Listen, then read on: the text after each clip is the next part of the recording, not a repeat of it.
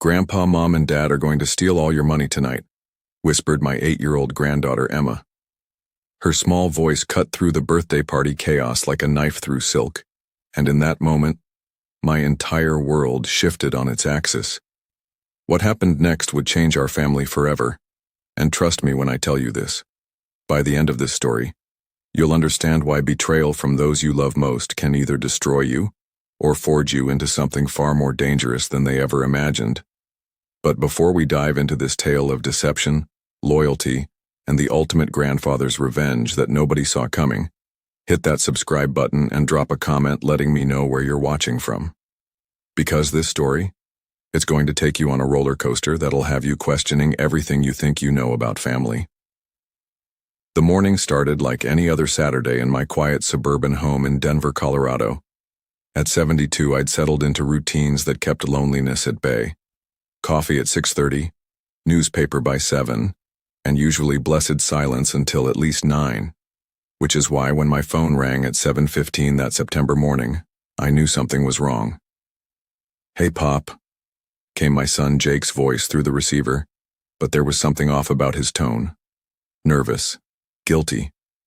The same inflection I remembered from when he was 12 and had crashed his bike into Mrs. Patterson's prized rose bushes. "Morning, son," I replied, settling back into my leather recliner, the one my late wife Sarah had bought me for our 40th anniversary. "You're up early for a Saturday." Jake cleared his throat. "Yeah, well, Rachel and we've been talking and we really want to make sure you're coming to Emma's party today. I mean, really make sure." I frowned. In 8 years of Emma's life, I'd never missed a single birthday, holiday, or school play. Why would they suddenly doubt my commitment to my granddaughter? "When have I ever missed Emma's birthday, Jake?" No, that's not what I meant." His words tumbled out faster now like water through a broken dam. "It's just that Rachel's been planning this party for weeks, and she specifically asked me to call and confirm. You know how she gets about having everything perfect." Rachel, my daughter-in-law of 12 years, a woman who treated family gatherings like military operations, and my presence like a necessary inconvenience. But suddenly, she was concerned about my attendance. "That's thoughtful of her," I said carefully, my businessman's instincts, dormant since retirement but never truly gone, starting to prickle. "Great. So you'll be there around 1:30? We wanted to have some family time before the other guests arrive. Just us, you know? Some important stuff to discuss." Important stuff. I'd built Bennett Construction from a single pickup truck into a multi-million-dollar enterprise by learning to read between the lines, and right now those lines were spelling out trouble in bold letters. "What kind of important stuff, Jake?" A pause. In the background I could hear Rachel's voice, sharp and insistent, though I couldn't make out the words. "Oh, just family planning, future things. Rachel has some ideas about how we can all be more connected, more involved in each other's lives." Connected, involved. Words that, coming from Rachel, sent ice through my veins. This was the same woman who'd spent last Christmas checking her phone every 5 minutes and had suggested, twice, that my 4-bedroom house was getting too big for one person. "Sounds wonderful," I lied smoothly. "I'll see you at 1:30. "Perfect. And Pop, just keep an open mind about what we want to discuss, okay? It's all about making sure everyone's taken care of." The line went dead, leaving me staring at my phone with a growing sense of unease. Everyone's taken care of. In my experience, when people started talking about taking care of everyone, they usually meant taking care of themselves first. I walked to my kitchen window, watching my neighbor Mrs. Chen tend to her garden in the crisp morning air. Everything looked normal, peaceful, ordinary. But Jake's call had shattered that illusion like a hammer through glass. Setting my coffee mug on the granite countertop Sarah and I had picked out together, I tried to shake off the feeling that something was terribly wrong. Maybe I was overthinking things. Maybe Rachel genuinely wanted to improve family relationships, maybe. But deep in my gut, where 40 years of business deals had taught me to trust instincts over optimism, I knew better. Jake's guilty tone, Rachel's sudden interest in my attendance, the mysterious, important stuff that couldn't wait until after Emma's party. It all pointed to something I didn't want to believe. My family was planning something, and whatever it was, they needed me present and cooperative to pull it off. 2 hours later, I found myself at Park Meadows Mall, trying to focus on birthday presents while my mind churned with questions I couldn't answer.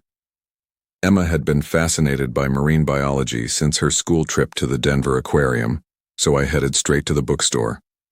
Marine Life of the Pacific Ocean caught my eye, a beautiful hardcover with stunning photographs that would feed her curious 8-year-old mind. $75, but Emma's education was priceless. At the toy store, I found a microscope kit that would let her examine pond water and leaf samples. Another $120, but the look of wonder on her face would be worth every penny. As I loaded my purchases into my BMW, a voice called out behind me, "Arthur!" What a surprise! I turned to see Dorothy Martinez, my neighbor from 3 houses down, approaching with a warm smile. We'd been neighbors for 15 years, ever since she and her husband Miguel moved in from San Antonio. "Morning, Dorothy. Early shopping day? You know me. Beat the crowds." She gestured toward the mall entrance. Then her expression shifted slightly. "I hope everything's okay with Jake and Rachel.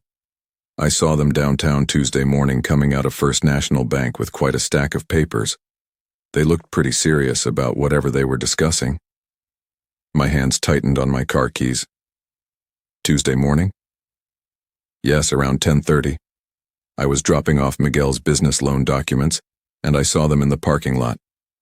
Rachel was going through what looked like legal forms, and Jake seemed, well, stressed. But then again, financial matters always make people look serious, don't they?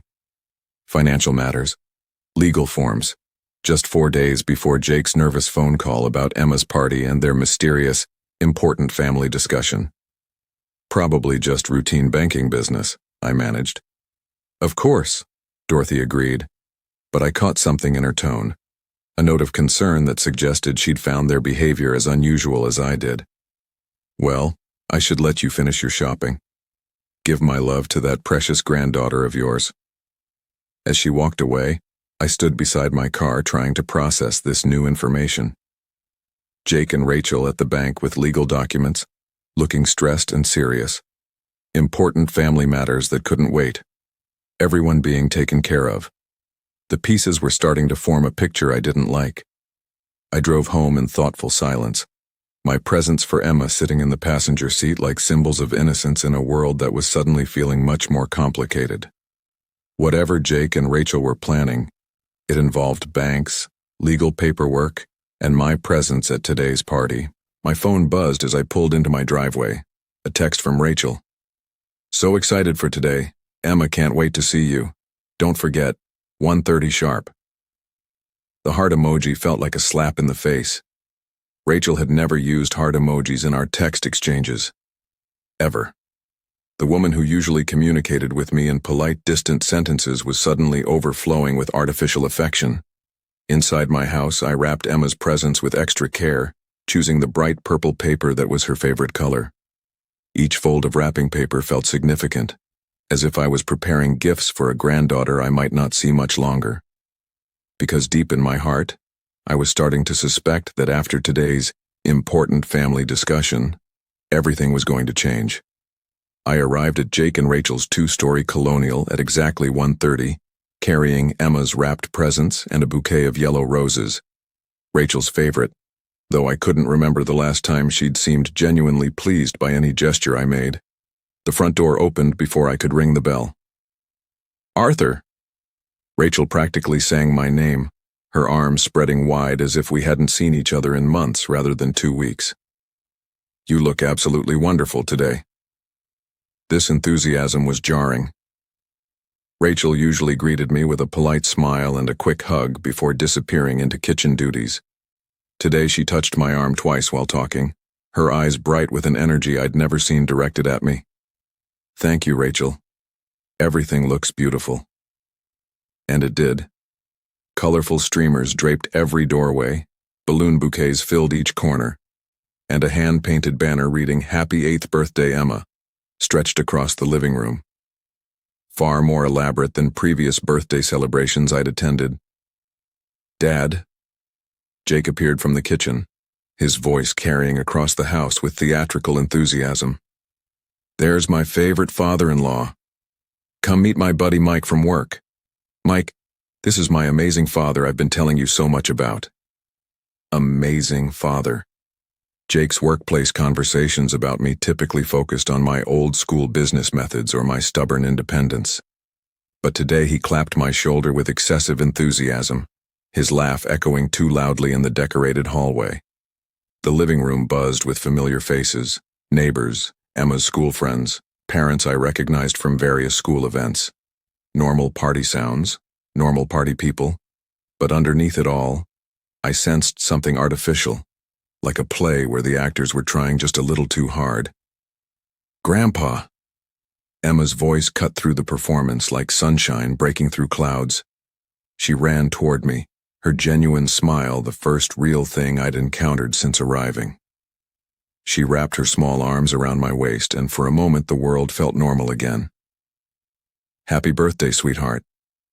I handed her the gift bag containing the marine biology book. This one first, then the big surprise. She unwrapped the book with careful fingers, her eyes widening at the ocean photographs on the cover.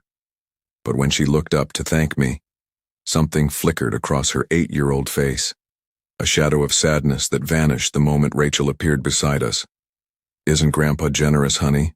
Say thank you properly." "Thank you, Grandpa. It's really amazing." Emma's voice carried genuine appreciation mixed with something else. Guilt? Worry? An 8-year-old shouldn't sound so burdened during her own birthday party. For the next hour, I played the role of gracious grandfather while observing the careful choreography happening around me. Jake kept steering conversations away from financial topics. Whenever guests mentioned retirement planning or investments, Rachel smoothly redirected to safer subjects like Emma's school performance or neighborhood gossip. They were managing information flow, I realized, controlling what was discussed in my presence. Around 3 o'clock, as the party wound down and guests began collecting their children and gift bags, I announced my intention to leave early. "I think I should head home," I said to Jake, who was helping Emma arrange her new toys. "This has been wonderful, but I'm feeling a bit tired." The effect was immediate. Jake and Rachel exchanged a look of genuine alarm. "Dad, wait." Jake moved to block my path to the front door. "We really wanted to have that family discussion we mentioned. Remember, it's important." "Perhaps another time," I replied, maintaining a weary grandfather persona that wasn't entirely manufactured. "I really should rest." "But Arthur," Rachel stepped closer, her voice taking on urgent undertones. "We have something special planned for this evening, something we've been preparing for weeks." Something they'd been preparing for weeks. The bank visit Dorothy had witnessed, legal documents and important discussions that required my presence and cooperation. "I'm sure it can wait until tomorrow," I said gently. "Family isn't going anywhere." Jake's face flushed slightly. "Actually, Dad, there are some time-sensitive issues we need to discuss. Financial matters that really can't wait." Financial matters that can't wait. Interesting that Jake would phrase it exactly that way, as if there were deadlines involved, legal requirements that made timing critical. "Tomorrow, son, I promise."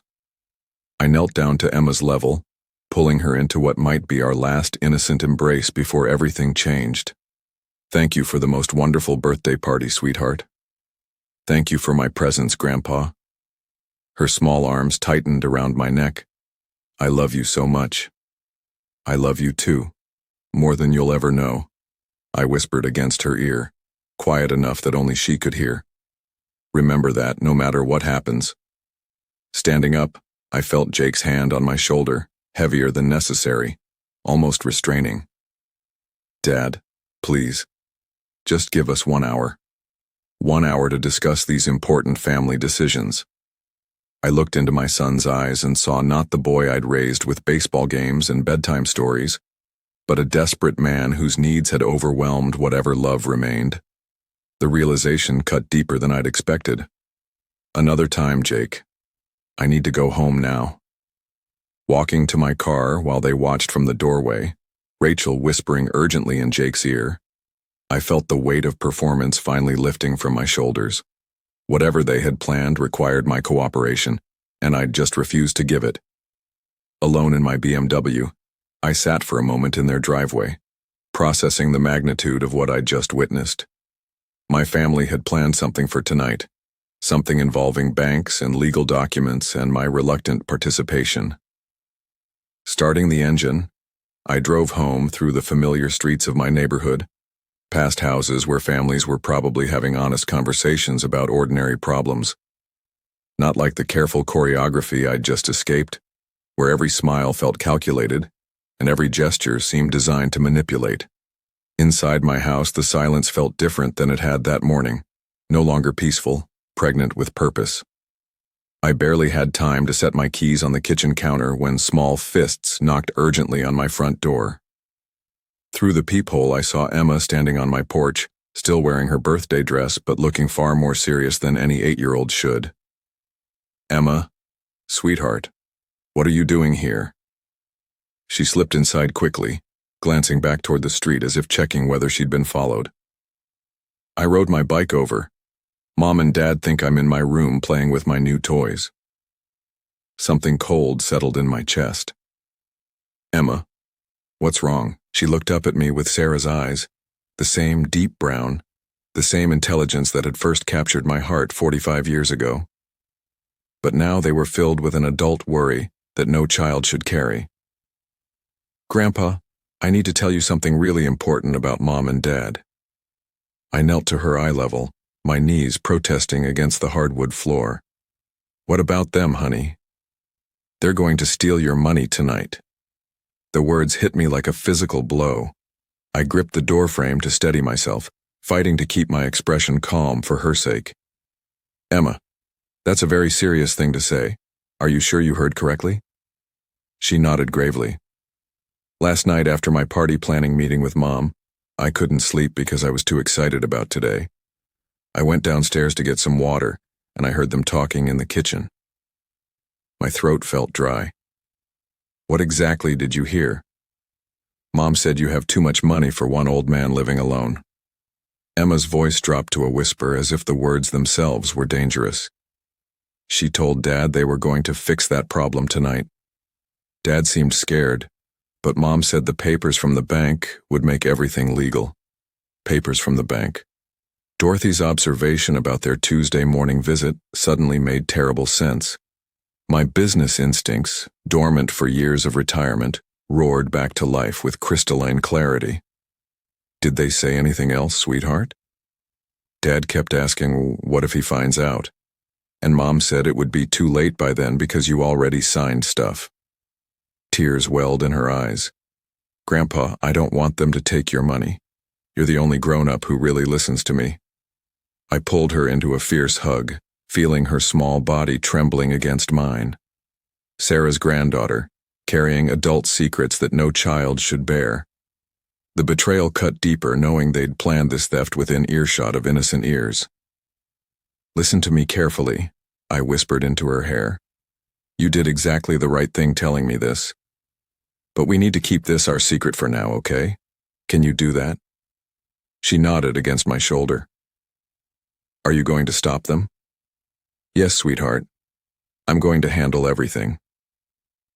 I held her at arm's length, making sure she could see the certainty in my eyes. But I need you to go home now and act normal. Can you be brave for me? I think so. She wiped her nose with the back of her hand. Will you still love me if Mom and Dad get mad at me for telling? The question hit me like a sledgehammer to the chest. This innocent child was worried about my love being conditional based on her parents' criminal behavior. Emma, nothing your parents do could ever change how much I love you. Nothing. Do you understand me? Relief flooded her young face, the first genuine smile I'd seen from her all day. I love you too, Grandpa. After she pedaled away on her bright red bicycle, I stood in my doorway watching until she disappeared around the corner. Then I closed the door, locked it, and walked directly to my home office, It was time to prepare for war. My home office had been my sanctuary for 40 years. The room where I'd built Bennett Construction from a dream into a reality. Awards lined the walls, photographs documented major projects, and behind Sarah's portrait, my wall safe held the documentation of everything we'd accomplished together. I spun the combination lock with muscle memory. 4/18/1976, the date I'd first kissed Sarah behind the gym at our high school reunion. Inside the safe, manila folders held the financial records that told the complete story of my relationship with Jake and Rachel. Bank statements revealed a pattern I'd been too trusting to see clearly. 3 years of escalating emergencies and opportunities that had seemed reasonable at the time. January 2021, $2,000 for Jake's car transmission. March 2021, $3,500 for Emma's private school deposit. June 2021, $5,000 for temporary mortgage assistance. September 2021, $4,200 for Rachel's medical bills. December 2021, $8,000 for home repairs after a pipe burst. The amounts grew larger, the justifications more creative, the requests more frequent. By 2024, I was providing $3,000 monthly assistance that had become an expectation rather than emergency aid. I pulled out a calculator and started adding. The total made my hands shake, $127,000 over 3 years. More than most Americans made in 2 years of honest work, handed over to support a lifestyle my son and daughter-in-law had never earned. Each payment had been justified by family loyalty, by Emma's needs, by temporary hardships that somehow never ended. I'd been conditioned, I realized. Trained to say yes to increasingly larger amounts until I'd agree to sign away everything. My phone sat silent on the desk. Jake and Rachel were probably panicking right now, trying to figure out how to proceed without me present for their planned theft. The thought gave me grim satisfaction. I opened my business card file and found James Morton's personal number. 25 years of friendship and professional respect with First National's senior vice president. James would remember the detail-oriented contractor who'd never missed a payment or broken a promise. More importantly, he'd understand exactly what legal documents obtained under false pretenses actually meant. But first, I needed to understand my actual financial position. It had been 2 years since I'd calculated my net worth. Time to see exactly what Jake and Rachel thought they were stealing. The numbers were staggering even to me. Checking, savings, $340,000. Investment portfolios, $1.8 million. Rental properties, $950,000 estimated value. This house, $480,000, no mortgage. Life insurance, $500,000. Total, $4.07 million. Far more than Jake and Rachel suspected, and certainly more than they could steal in one evening's legal maneuvering. But this wasn't about money. This was about justice for an 8-year-old girl whose parents were willing to traumatize her with their criminal conspiracy. This was about punishment for adults who'd exploit an elderly man's love for his family. This was about ensuring that betrayal came with consequences. Sarah's voice echoed from our last coherent conversation, before the cancer took her ability to speak. Watch Jake carefully, Arthur. Weak people make dangerous choices when someone strong is whispering in their ear. Now I understood. Rachel had been whispering for 3 years, and Jake had chosen greed over family loyalty at every turn. My phone rang suddenly, jarring me from my planning. Jake's name appeared on the caller ID. I let it ring. Sleep came in fragments that night, my mind churning with implications and possibilities. By dawn, I'd made my decision about how to handle Jake and Rachel's betrayal. But first I needed concrete information about their bank visit. Over coffee in my home office, I dialed James Morton's personal number. Our friendship had survived 25 years of business loans, construction projects, and the gradual success of Bennett Construction. He'd trust a call from me, especially about financial matters. James, sorry to bother you on Sunday morning, I began when he answered. I've been reviewing my investment portfolio and wanted to get your thoughts on some consolidation strategies. Arthur, always good to hear from you. His voice carried genuine warmth. What's on your mind? I'm considering simplifying my accounts, maybe centralizing everything for easier management. What are current banking policies on financial power of attorney arrangements? Well, there are several options depending on your needs. Are you thinking about automated bill pay or more comprehensive management assistance? Perfect opening. Actually, I've been curious about conservatorship procedures. Have you had any clients dealing with those recently? James paused, and I could almost hear him considering confidentiality boundaries. Funny you should ask. Just this past Tuesday, I had a couple inquiring about guardianship procedures for an elderly family member. My coffee cup stopped halfway to my lips. Complex process, I imagine. Actually, they seemed quite prepared. Had done considerable research on conservatorship requirements, documentation timelines, court procedures. Very thorough people. Very thorough. Jake and Rachel had researched exactly how to steal my independence with legal precision. That's thoughtful of them to help their family member. They were asking specific questions about mental competency evaluations, financial management documentation, expedited approval processes. James's professional knowledge was exactly what I needed. They understood the terminology better than most attorneys I work with. Mental competency evaluations, expedited approval processes. They'd planned to have me declared incompetent and seize control of everything I'd spent 40 years building. Did they seem confident about their situation? I asked carefully. Absolutely. They mentioned having documentation ready, medical opinions prepared, said they expected the process to move quickly once initiated. James chuckled. Most families aren't nearly so organized when dealing with elderly care transitions. Elderly care transitions. The euphemism made my hands clench around the phone. They'd researched how to institutionalize me while stealing my wealth, and they'd done it with systematic thoroughness. Well, I appreciate the information, James. Gives me a better sense of available options. Any time, Arthur. Though, honestly, you seem sharper than men half your age. Can't imagine you needing that kind of assistance for decades yet. If only he knew how close I'd come to needing it. After hanging up, I sat staring at my notes from the conversation. Mental competency evaluations, documentation ready, medical opinions prepared, expedited procedures. Jake and Rachel hadn't just planned to rob me. They'd engineered a complete legal framework to justify stealing my life. The phone rang again. Jake's name on the caller ID. This time I answered. Dad? Jake's voice cracked with what sounded like genuine relief. Thank God you answered.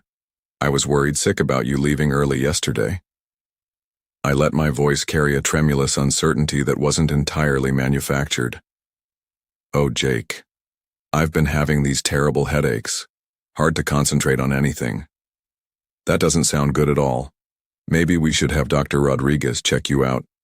Rachel and I could drive you to the clinic this afternoon. Perfect. They were accelerating their timeline exactly as I'd hoped, moving faster now that their original plan had been disrupted. That's very thoughtful of you both, I replied, allowing confusion to color my words. I've been feeling so scattered lately. Yesterday felt like such a blur. Don't worry, Dad. We'll take care of everything. We'll be over in about an hour. Okay. I let the word trail off as if I were already losing focus. After hanging up, I spent 30 minutes preparing for the performance of my life.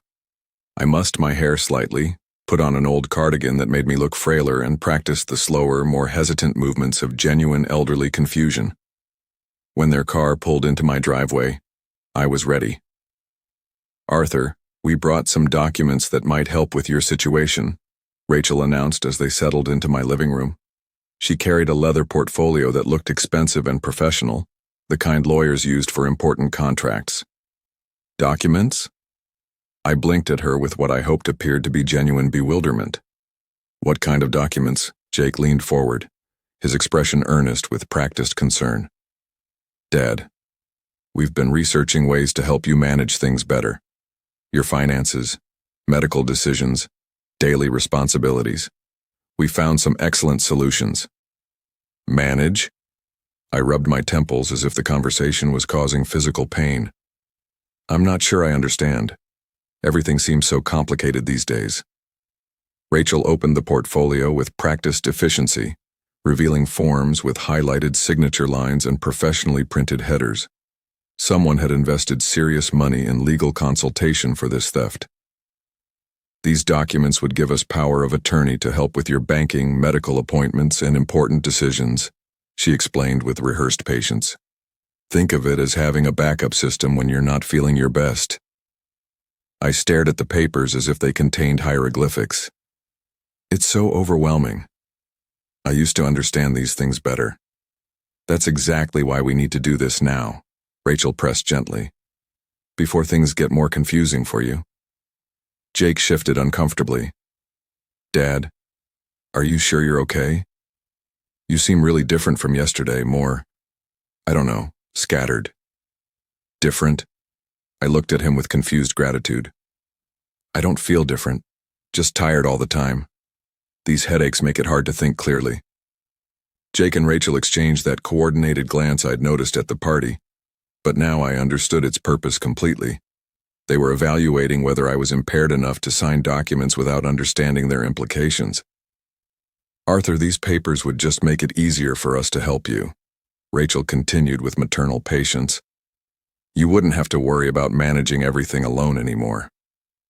I suppose that would be nice, I said slowly, picking up one of the documents with deliberately trembling hands. But this feels like such a big decision. My head is pounding trying to think it through. Of course it's a big decision, Jake said quickly. Take your time. But Rachel's patience was wearing thin. I could see it in the slight tightening around her eyes, the way her smile became more forced.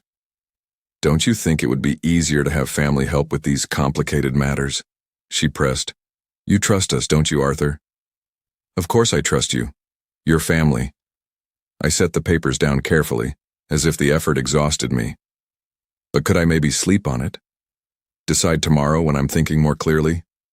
These headaches make everything so fuzzy. The look that passed between Jake and Rachel was pure frustration barely contained beneath a veneer of understanding concern. Sure, Dad, Jake managed. We'll come by tomorrow morning and you can sign everything then.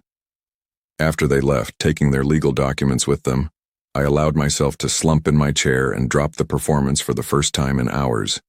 Tomorrow they'd return expecting to find a confused, compliant old man ready to sign away his independence. Instead, they'd discover they'd underestimated the businessman who'd built what they were trying to steal. Time to arrange some witnesses for tomorrow's family meeting. Monday morning I was up before dawn, my mind clear and focused in a way it hadn't been since Sarah's death. By 7 a.m. I'd mapped out exactly how tomorrow's confrontation would unfold. First call, Catherine Williams, the notary public who'd handled most of my business documentation over the years. Independent, professional, and completely unconnected to any bank where Jake and Rachel might have allies. Catherine, good morning. I need notary services tomorrow around 10 a.m. for some family financial documents. Could you come to my house? Of course, Arthur. What type of documents are we handling? I chose my words carefully. Power of attorney forms. It might be a somewhat sensitive family situation, so I'd appreciate your professional discretion. You know you can count on that. I'll bring my seal and journal. Perfect. Catherine had notarized hundreds of contracts for Bennett Construction over the years. She'd recognize coercion or irregular pressure tactics immediately. It was part of her professional training. Second call. James Morton at First National. James, could you stop by my house tomorrow morning around 10? After our conversation yesterday, I'd like to review my portfolio in detail. Certainly, Arthur. After what we discussed about financial management assistance, I think a thorough review would be wise. Excellent, it should be very educational. James chuckled. I'll bring the necessary paperwork. See you at 10. Educational indeed. James would witness whatever Jake and Rachel planned to do, and as a senior bank vice president, he'd understand exactly what he was seeing. More importantly, his presence would add significant legal weight to any documentation of their behavior. Third call. Margaret Chen, my attorney for the past 15 years. Sharp, ethical, and someone who'd understand the legal implications of what I was about to reveal. Margaret, I need you at my house tomorrow morning at 10 a.m. I'm going to expose an attempted financial fraud involving my family, and I'll need legal counsel present. Arthur, that sounds serious. Should I bring specific documentation? Bring everything related to conservatorship fraud, power of attorney abuse, and elder financial exploitation. This is going to be a very interesting morning. Finally, the call I'd been dreading. Jake. I let my voice carry the tremulous uncertainty I'd performed the day before. Jake, I've been thinking about those papers you brought. You were right. I do need help managing things. Dad, that's wonderful news. Rachel will be so relieved. I've arranged for a notary to make everything official and legal, 10 a.m. sharp.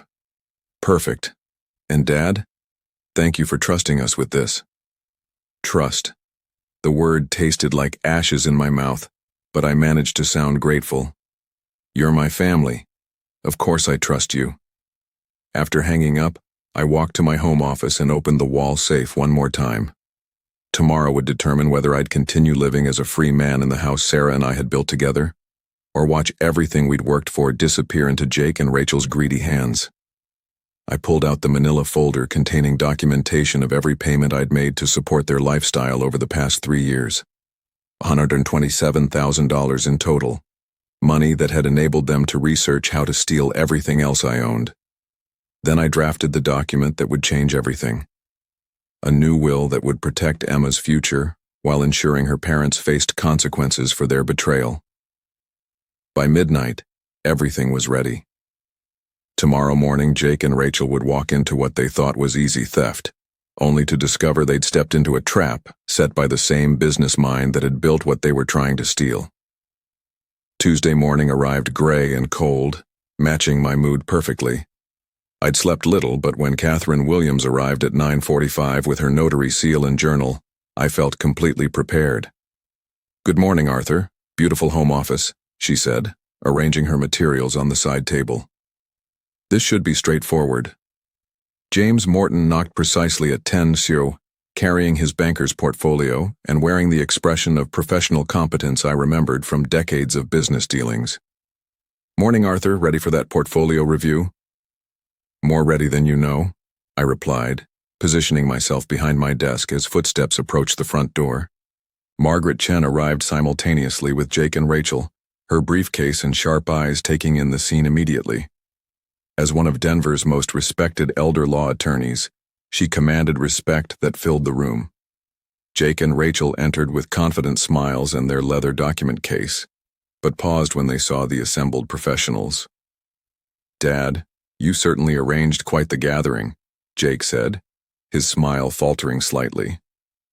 How thoughtful of you to arrange proper legal assistance, Rachel added smoothly, though I caught the flash of concern in her eyes.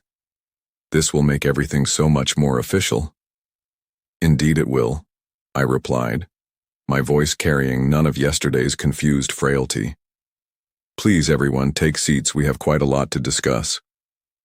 Margaret positioned herself directly across from Jake and Rachel, her legal pad ready.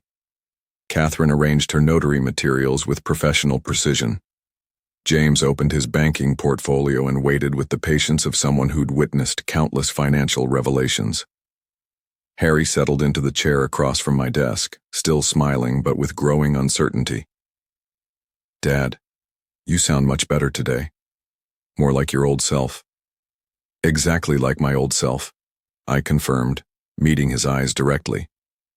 Sharp, observant, and completely capable, which is why I need to tell you something before we sign any documents. Rachel's pen stopped moving across her checklist.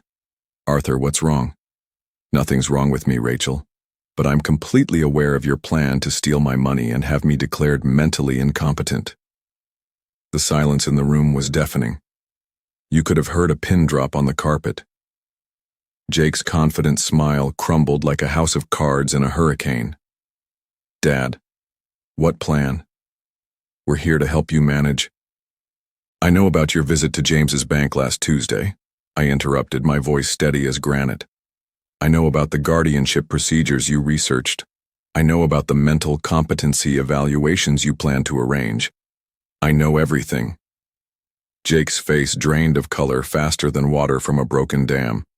Rachel's carefully controlled expression cracked for just a moment before she attempted damage control. Arthur, you're confused. We visited the bank about our own financial planning, nothing more. James, I said, turning to my friend. Would you mind sharing what they discussed during their Tuesday afternoon appointment? James cleared his throat with professional authority.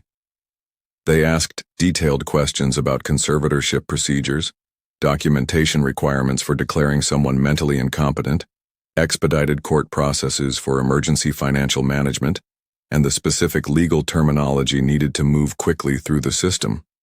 Catherine looked up from her notary journal, suddenly alert, with the keen awareness of someone who'd seen fraud attempted before. Mr. Bennett, are you saying these power of attorney documents were prepared under false pretenses? I'm saying they spent weeks researching exactly how to have me declared incompetent so they could steal everything I've worked 40 years to build. My voice hardened with each word. They consulted attorneys, studied legal procedures, and planned to institutionalize me while they divided my assets like vultures picking over roadkill. Margaret leaned forward, her attorney instincts fully engaged. That would constitute elder abuse, financial exploitation, and conspiracy to commit fraud. Jake found his voice, though it came out strangled and desperate. Dad, we were worried about you. Yesterday you seemed so confused, so scattered. Yesterday I was performing, I said flatly. Today you're seeing who I really am. I opened my desk drawer and pulled out the thick manila folder I'd prepared. 247 transactions over 3 years, $127,000 in support payments, every mortgage payment, every car repair, every private school tuition bill, every manufactured emergency, all documented. Rachel leaned forward, desperation creeping into her voice like poison through veins. Those were legitimate family expenses, Arthur. Emma's needs, our temporary hardships. Conditioning payments, I corrected sharply. Training me to say yes to increasingly larger amounts until I'd become so accustomed to supporting your lifestyle that I'd agree to sign away my independence without question. I looked directly at her, seeing clearly for the first time the calculating predator who'd married my son. You researched exactly how to have me institutionalized while you divided my assets. You planned this theft with the precision of professional criminals. Catherine set down her pen with a sharp click. This is highly irregular. I cannot notarize documents obtained through deception or coercion. The full situation, I continued, spreading more documents across my desk, is that my son and daughter-in-law spent weeks researching legal procedures to steal my money, consulted with attorneys about guardianship processes, and planned to have me declared mentally incompetent based on fabricated evidence of confusion and cognitive decline. James spoke quietly, his banker's voice carrying the weight of institutional authority. Arthur, the questions they asked were extremely specific. They knew legal terminology that most families never encounter, unless they're planning something significant. This wasn't casual inquiry. This was systematic research. Margaret nodded grimly, making notes. In my 20 years practicing elder law, I've seen this pattern before. Legitimate family financial planning doesn't require research into mental competency evaluations or emergency conservatorship procedures. The room fell silent, except for Jake's labored breathing. He looked at me with something approaching recognition, perhaps seeing for the first time the businessman who'd built the wealth they'd tried to steal. What happens now? He whispered. I stood slowly, feeling every year of my age but also every ounce of accumulated wisdom and experience that had carried me through 4 decades of business battles. Now we discuss consequences. Consequences, I repeated, reaching into my desk drawer for the legal documents I'd prepared over the weekend. I'm changing my will immediately. My estate will now go into an educational trust for Emma, accessible when she turns 21. Jake leaned forward desperately, his hands shaking. Dad, please. We made mistakes, but we can fix this. We can make it right. The trust will provide for her college education, graduate school if she chooses, medical school if that's her path, and startup capital for whatever career she selects. I spread the new will documents across my desk. Catherine, I need these witnessed and notarized. Rachel's voice cracked for the first time since I'd known her mask of composure finally slipping completely. Arthur, you can't do this to your own family. I'm protecting my family, I replied with iron certainty, from parents who were willing to steal their daughter's grandfather's independence to fund their lifestyle instead of working for it themselves. Margaret examined the documents with professional thoroughness. Mr. Bennett, these trust terms are quite comprehensive. There are conditions attached for potential reconciliation. If Jake and Rachel formally renounce all claims to my estate and demonstrate genuine change over the next year, I'll reconsider the terms, I explained. But they must prove they've become the parents Emma deserves, not the predators they've revealed themselves to be. James nodded approvingly as he witnessed my signature. The educational trust structure is excellent, Arthur. She'll have every opportunity you wanted to provide directly. Jake buried his face in his hands, his shoulders shaking. What does genuine change mean? How do we prove that to you? By getting jobs that actually support your family instead of depending on me like parasites, I said bluntly. By prioritizing Emma's happiness over your own financial desires. By showing me that my granddaughter matters more to you than my bank account. Rachel stood abruptly, her composure finally cracking completely like ice in a spring thaw. How are we supposed to live without your support? The mortgage, the car payments, Emma's school? The same way millions of other families do it, I interrupted. Through honest work and responsible spending instead of elaborate theft schemes. The mortgage assistance ends today. The car payments stop immediately. You're both college-educated adults in your 30s. Figure it out. Margaret finished reviewing the trust documents with practiced efficiency. Everything is legally binding now, Mr. Bennett. You should keep these in a secure location. My attorney will have copies within the hour, I assured her. After Catherine, James, and Margaret departed with handshakes and promises of discretion, the three of us sat in uncomfortable silence that stretched like a chasm between what we'd been and what we'd become. Jake looked broken, staring at his hands. Rachel appeared to be calculating survival strategies, her mind already working on damage control. Is there anything else you want to say? I asked. Jake met my eyes for the first time since the revelation began. I'm sorry, Dad. I know that doesn't fix anything, but I'm genuinely sorry. I was weak, and I let greed override everything you taught me about integrity. His voice cracked. I betrayed not just you, but Emma. She's going to grow up knowing her parents tried to steal from the grandfather who loved her most. Rachel said nothing, which told me everything about her priorities and her character. Words are cheap, Jake, I replied. Actions over the next year will determine whether this family has any future together. Rachel finally spoke, her voice cold with calculation. What about Emma? You're punishing her too by cutting us off financially. Emma will be fine, I said firmly. Better than fine. She'll have her grandfather's love, educational opportunities you never could have provided, and hopefully, parents who learn to put her needs above their greed. I looked at both of them with the weight of profound disappointment. You researched how to steal my independence, planned to institutionalize me, and prepared to divide my life's work like criminals dividing stolen goods. The only reason you're walking out of here instead of into police custody is Emma's future. Jake's shoulders shook with what might have been genuine remorse. How do we fix this, Dad? How do we earn back your trust? You don't, I said quietly. Trust, once broken this completely, doesn't get repaired. It gets replaced by new behavior over time, if you're capable of it. I walked to the window overlooking Sarah's garden where autumn was painting the maple trees in shades of gold and crimson. You have 1 year to prove you can be the parents Emma deserves. Get jobs. Pay your own bills. Put her happiness before your comfort. Show me that family means more to you than money. And if we do? Rachel asked. Then we'll discuss modifying the trust terms to include some provisions for your family's security. but Emma's future remains protected regardless.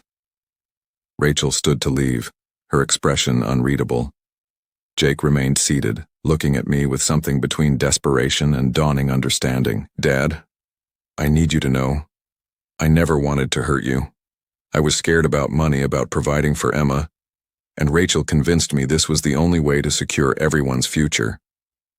Rachel convinced you to commit elder abuse, I corrected, but you chose to go along with it instead of getting a job or asking for help honestly. He nodded miserably. I know, and I'll regret that choice for the rest of my life. After they left, I sat alone in my office for a long time, staring at Emma's latest drawing on my desk, a crayon masterpiece showing our family at her birthday party, everyone smiling and happy. Tomorrow, I'd have to explain to an 8-year-old why her world was about to change dramatically. But tonight I allowed myself to feel something I hadn't experienced in years, the satisfaction of protecting what mattered most. The next afternoon, Emma knocked on my door carrying her school backpack and wearing the serious expression that reminded me so painfully of Sarah during difficult conversations. Grandpa? Mom said you wanted to see me. I knelt to her eye level, just as I had 3 days ago when she'd revealed her parents' plan. Come sit with me, sweetheart. We need to talk about some grown-up things.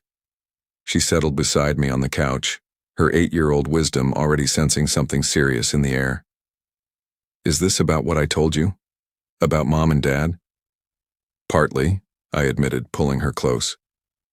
Your mommy and daddy made some very bad choices about money, and there have to be consequences for those choices. Her lower lip trembled slightly. Are they in trouble? They have to learn to take better care of themselves and you without depending on me for money, I explained gently. But Emma, I want you to know that your future is completely safe. I've made special arrangements to make sure you can go to any college you want, study anything that interests you. Her eyes brightened despite her worry. Even veterinary school? That's really expensive. Especially veterinary school, I smiled, tucking a strand of her dark hair behind her ear. And if you change your mind and want to be a marine biologist or a teacher or start your own business, there will be money for that too. What about Mom and Dad? She asked quietly. They're going to work very hard to become better parents, I said carefully. And if they succeed, our family might be able to heal from this hurt. But even if they don't, you and I will always have each other. She was quiet for a long moment, processing with the remarkable resilience that children possess. Will you still take me fishing at the lake? Every weekend that you want to go, I promised. Will you still draw me pictures for my refrigerator? Of course.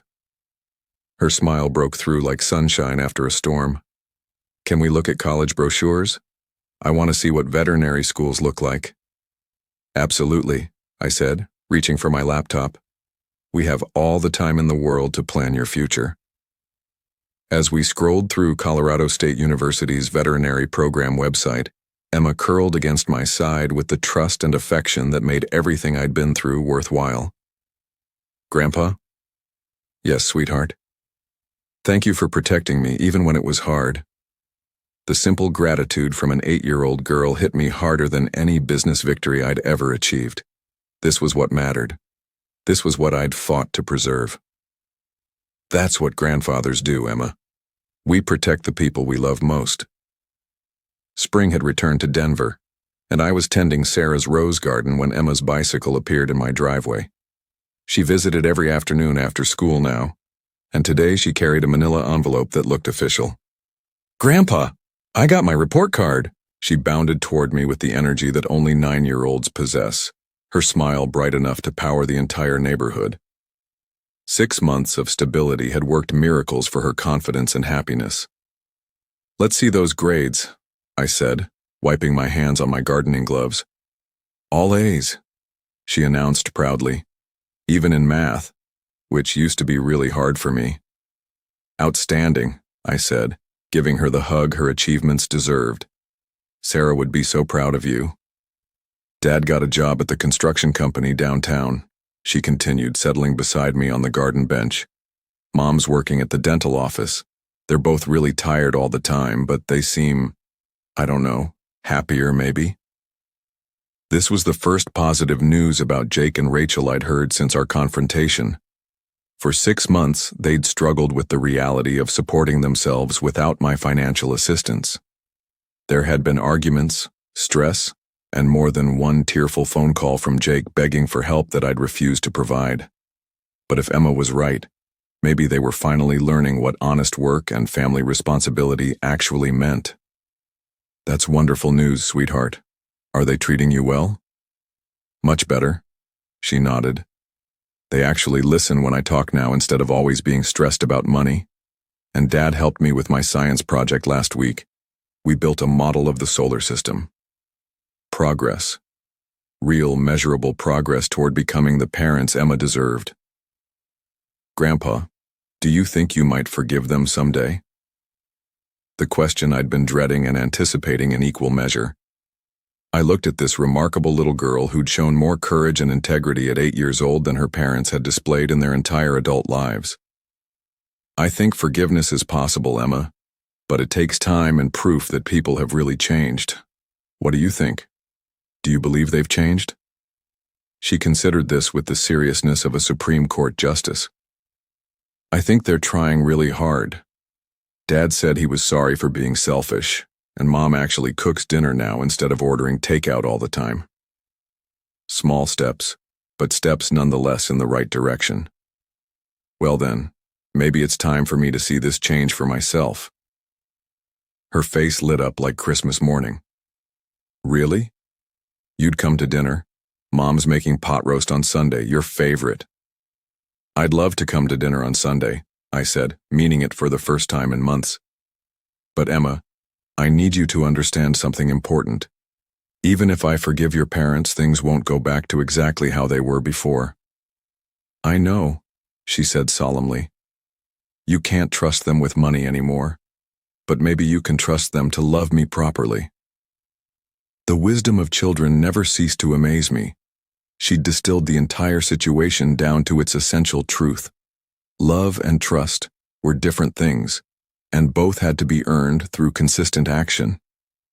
That's exactly right, sweetheart. And you know what? I think you're going to grow up to be even wiser than your grandmother. She grinned at the comparison to Sarah, then grew serious again. Grandpa, thank you for not giving up on our family, even when Mom and Dad made terrible choices. Thank you for being brave enough to tell me the truth when it mattered most, I replied. You saved us all from a much worse situation. As we sat together in Sarah's garden, surrounded by the roses she'd planted 20 years ago, I realized that sometimes the greatest victories come not from destroying your enemies, but from giving them the chance to become better than they were. Jake and Rachel had tried to steal my money and my independence. Instead, they'd lost both and discovered something far more valuable: the possibility of becoming parents worthy of the extraordinary daughter they'd been given. Sunday evening, I stood on Jake and Rachel's front porch holding a bottle of wine and feeling more nervous than I had for any business meeting in 40 years. 6 months of radio silence, punctuated only by Emma's updates, had given us all time to think about what family really meant. The door opened and Jake stood there looking like he'd aged 5 years in 6 months. His face was leaner, his hands rougher from construction work, his eyes carrying a humility that hadn't been there before. Dad, he said quietly. Thank you for coming. The house felt different immediately. Gone were the expensive electronics and designer furniture that my money had purchased. In their place were garage sale finds and hand-me-downs, but everything was clean and well-maintained. The smell of pot roast filled the air, and Emma's artwork covered the refrigerator instead of takeout menus. Rachel emerged from the kitchen wearing an apron I'd never seen before, her appearance as changed as Jake's. No expensive highlights, no designer clothes, but she looked more genuinely content than I'd seen her in years. Arthur, she said, and for the first time in 12 years, her greeting felt authentic. I'm glad you're here. Dinner conversation started awkwardly, with Emma carrying most of the discussion about school projects and friends. But gradually, Jake began sharing stories about his construction job, the satisfaction of building something tangible, the camaraderie with his crew, the pride of earning his family's support through honest work. "It's harder than I expected," he admitted, passing the potatoes. "But better too, if that makes sense. When I come home tired from actual work instead of stressed about money schemes, I feel like I'm finally being the man you raised me to be." Rachel nodded, serving Emma another helping of vegetables. "I never realized how much energy I was spending on resentment and entitlement. Working for Dr. Morrison isn't glamorous, but it's honest, and Emma sees that her parents can take care of themselves." After dinner, while Emma played in the living room, the three adults lingered at the kitchen table with coffee and the weight of unfinished business. "Dad," Jake said quietly, "I need to say something I should have said 6 months ago. What we planned to do to you was evil. Not just wrong, not just selfish, but genuinely evil. We were going to steal your freedom, your dignity, and your independence to fund our lifestyle." His voice broke slightly.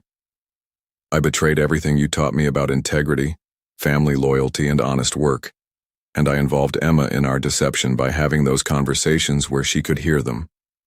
Rachel cleared her throat, her hands wrapped around her coffee mug like a lifeline. "Arthur, I've spent 6 months thinking about the person I became after marrying into your family. I let greed and entitlement turn me into someone who could plan to hurt the man who'd supported us for years." She looked directly at me for the first time since I'd arrived. "I don't expect forgiveness, but I need you to know that I understand now what we almost destroyed. Not just your security, but Emma's respect for her parents, your faith in family, and our own souls. I studied both of them carefully, looking for signs of manipulation or performance. Instead, I saw exhaustion, humility, and what appeared to be genuine remorse. 6 months ago, you researched how to have me declared mentally incompetent so you could steal my life's work," I said quietly. "Today, you're working honest jobs and taking care of your daughter without my financial support. That's a significant change." Jake nodded miserably. "We learned that we could actually take care of ourselves. We just hadn't been willing to do the work before. The question," I continued, "is whether this change is permanent or whether you're waiting for another opportunity to take advantage of family loyalty." Rachel leaned forward earnestly. "Arthur, I can't prove future behavior with words, but I can tell you that 6 months of real work and actual parenting has taught me that what we almost threw away, family trust, Emma's respect, your love, is worth more than any amount of money." From the living room came Emma's laughter as she played with toys that had been carefully saved for rather than immediately purchased. The sound of a child who felt secure in her parents' love and her grandfather's protection. "Emma tells me you've both been better parents these past 6 months," I observed. "We've tried to be," Jake said. "We actually listen to her now instead of being constantly stressed about bills and schemes. We help with homework, play games, have family dinners instead of grabbing fast food while planning our next financial emergency." I set down my coffee mug and made my decision. "I'm not ready to restore financial support," I said clearly. "That trust may never be fully rebuilt. But I'm willing to restore family relationships if you continue proving that Emma's well-being comes before your comfort." Relief flooded both their faces like sunrise after the longest night. "What does that look like practically?" Rachel asked. "Sunday dinners," I said. "Weekly family time where Emma can have both her parents and her grandfather together. Holiday celebrations. Normal family activities without the underlying tension of financial manipulation." Jake nodded eagerly. "We'd love that, Dad. More than you know. And Emma's education fund remains untouchable," I added firmly. "That's her future security, not a family piggy bank for emergencies." "Absolutely," Rachel agreed quickly. "We never want her to worry about college or her future because her parents made terrible choices." As I prepared to leave that evening, Emma hugged me tightly at the front door. "Thank you for giving Mom and Dad another chance, Grandpa." "Thank you for helping them become people worth giving a chance to," I replied, kissing the top of her head. Driving home through familiar Denver streets, I felt something I hadn't experienced since Sarah's death. Hope for our family's future. Jake and Rachel had fallen into greed and betrayal, but they'd climbed out through honest work and genuine remorse. Most importantly, Emma would grow up seeing that actions have consequences, that redemption is possible through real change, and that families can heal even from the deepest wounds.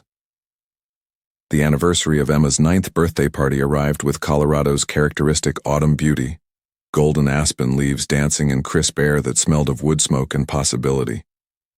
This year's celebration would be different in every way that mattered. I arrived at Jake and Rachel's house carrying presents I'd chosen with joy rather than obligation. Emma's passion for marine biology had only grown stronger, so I had found a starter aquarium kit and a collection of National Geographic documentaries about ocean exploration. "Grandpa," Emma launched herself into my arms with the enthusiasm that made every difficult moment of the past year worthwhile. "Wait until you see what Mom and Dad got me." The house buzzed with genuine celebration rather than the calculated performance I'd witnessed 12 months earlier. Neighbors and school friends filled the living room, but the atmosphere felt natural, relaxed, authentic.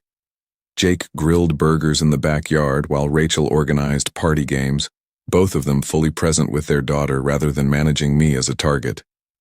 "Dad, come meet my supervisor from the construction site," Jake called out, his voice carrying pride instead of nervous energy. "Mike, this is my father, Arthur Bennett. He ran Bennett Construction for 40 years before retiring." Mike shook my hand with the calloused grip of honest work. "Jake's told me so much about you, sir. He's one of our hardest workers, never complains, always stays late when we need him. You raised a good man." I glanced at Jake, seeing something in his expression I'd feared was lost forever. Genuine pride in earned accomplishment rather than entitled expectation. Later, as the party wound down and guests began gathering their children, Rachel approached me with an envelope. "Arthur, Jake and I wanted to give you something." She handed me the envelope with hands that trembled slightly. "It's not much, but it's a start." Inside was a cashier's check for $1,000 and a handwritten letter. "Dear Dad, this represents the first payment toward the $127,000 we took from you over 3 years. At $1,000 per month, it will take us 11 years to repay everything, but we're committed to returning every penny with interest. More importantly, we wanted to show Emma that when you take something that doesn't belong to you, you work to make it right, no matter how long it takes. We can never repay the trust we broke or the pain we caused, but we can demonstrate through actions that we've learned what family loyalty actually means. With love and gratitude for your forgiveness. Jake and Rachel." I stared at the check, my throat tight with emotion I hadn't expected. They didn't have $1,000 to spare. I knew their budget down to the penny from Emma's casual updates about their careful spending. This payment represented genuine sacrifice, not convenient gesture. "You don't have to do this," I said quietly. "Yes, we do," Jake replied firmly. "Emma needs to see that actions have consequences, but also that people can work to make things right. We stole from you, and we're going to repay every cent, even if it takes us the rest of our working lives." Rachel nodded. "It's not about the money, Arthur. It's about showing Emma, and ourselves, that we're people who make amends for our mistakes." As evening approached, and the last guests departed, the 4 of us sat around the kitchen table sharing leftover birthday cake and something that felt like genuine family contentment. "Grandpa," Emma said, chocolate frosting on her chin, "will you help me set up my new aquarium next weekend?" "Nothing would make me happier, sweetheart." She grinned, then grew thoughtful in the way that always reminded me of Sarah. "I've been thinking about what I want to study in college." "Oh? What's caught your interest now?" "Marine biology, but also business. I want to start a company that protects ocean environments." She looked at me with sparkling eyes. "Would you teach me about running a business like you did with construction?" The request hit me like a gift I'd never dared hope for. "I would be honored to teach you everything I know about business, Emma." Jake leaned back in his chair, exhaustion from honest work evident in his face but satisfaction glowing in his eyes. "Dad, I want you to know, This year has been the hardest and the best of my life. Hard because we had to learn to actually take care of ourselves. Best because I finally feel like I'm worthy of being Emma's father. Rachel reached across the table and squeezed my hand. Thank you for not giving up on us completely. Thank you for giving us the chance to become better people. I looked around the table at my family, scarred by betrayal but stronger for having overcome it, reduced in financial resources but richer in genuine love and respect. You know what I've learned this year? I said. Sometimes the greatest gift you can give someone is the chance to prove they're better than their worst moment. Emma stood up and hugged me from behind, her small arms strong with trust and affection. I love our family, Grandpa, even when it's complicated. Especially when it's complicated, sweetheart. That's when love matters most. 5 years later, Emma stood in my kitchen at 13, taller now and inheriting more of Sarah's grace with every passing month. Her aquarium project had evolved into a basement laboratory where she studied water samples from local streams, documenting the effects of urban development on aquatic ecosystems. Grandpa, look at these pH readings from Clear Creek, she said, showing me her carefully maintained research journal. The levels have improved 20% since the city implemented those new water treatment protocols. Outstanding work, Emma. Your research methodology would impress university professors. She beamed at the praise, then grew serious. I've been thinking about something. When I turn 18 and can access my education trust, I want to use some of it to help Mom and Dad pay off their debt to you faster. I paused in my coffee preparation.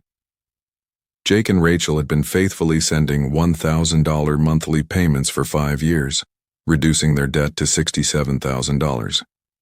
They'd never missed a payment, even during Jake's brief unemployment when a construction project was canceled. That's a generous thought, sweetheart, but the trust is for your future. I know, but they've changed, Grandpa. Really changed. Dad turns down overtime on weekends to come to my science fairs. Mom teaches Sunday school at the community center because she wants to help other kids. They're not the same people who tried to steal from you. She was right. Over 5 years, I'd watched Jake and Rachel transform from entitled parasites into responsible adults who prioritized their daughter's happiness over their own comfort. They drove used cars, shopped at thrift stores, and took family vacations to state parks instead of expensive resorts. But they were genuinely happier than they'd ever been with my financial support. What do you think your parents would say about you using your college money to pay their debt? Emma grinned. They'd probably forbid it. Dad says the debt is their responsibility to carry, and Mom says my education is too important to risk for their mistakes. Smart parents, I observed. The smartest? She agreed. Which is why I want to help them, not because I have to, but because they've earned it. I looked at this remarkable young woman who'd inherited Sarah's wisdom, my stubborn determination, and somehow developed a sense of justice and compassion that surpassed both of us. You know what, Emma? When you turn 18, that decision will be yours to make. The trust fund is yours to use as you see fit. Her smile could have powered the entire neighborhood. That evening, Jake called with his weekly check-in, a tradition that had evolved from necessary supervision to genuine father-son conversation. Dad, Emma told me about her idea to help with our debt payments. What do you think about that? Jake sighed heavily. I'm proud of her generous heart, but that money is for her future. Rachel and I made our choices and we'll live with the consequences. Even if it takes you 6 more years to pay everything back? Even then, Dad, the monthly payments aren't a burden anymore. They're a reminder of who we used to be and motivation to stay on the path we're on now. His voice carried a maturity that had been completely absent during their theft attempt. Emma's going to change the world someday. Her education fund needs to stay intact so she can have every opportunity we almost destroyed. After hanging up, I walked out to Sarah's garden, where 13 years of careful tending had created something beautiful from ground that had once seemed barren. The roses bloomed in spectacular profusion, their fragrance filling the evening air with sweetness. We did it, Sarah, I said aloud to the woman whose wisdom had guided me through the darkest period of our family's history. We saved them from themselves, and we saved Emma's future. A gentle breeze stirred the rose petals, and I chose to believe it was Sarah's way of saying she was proud of how our story had unfolded. Jake and Rachel had tried to steal my money and my independence. Instead, they'd lost everything and found something infinitely more valuable: the knowledge that they were capable of being people worthy of Emma's love and my respect. Emma had grown from a traumatized 8-year-old carrying adult secrets into a confident teenager with dreams of changing the world through science and business. And I had learned that sometimes the greatest victories come not from destroying your enemies, but from giving them the chance to become family again. The grandfather's gambit had worked perfectly, not through revenge, but through redemption. Thank you for joining me on this incredible journey of family, betrayal, and ultimate redemption. If this story moved you, please hit that like button, subscribe to our channel, and share your thoughts in the comments below. Have you ever had to make tough choices to protect the people you love most? Let me know your story. And remember, sometimes the people who hurt us most are the ones who need our love the most, even when they don't deserve it. Until next time, this is your storyteller, reminding you that family isn't just about blood. It's about the choices we make to love, protect, and forgive each other, even when it's hard.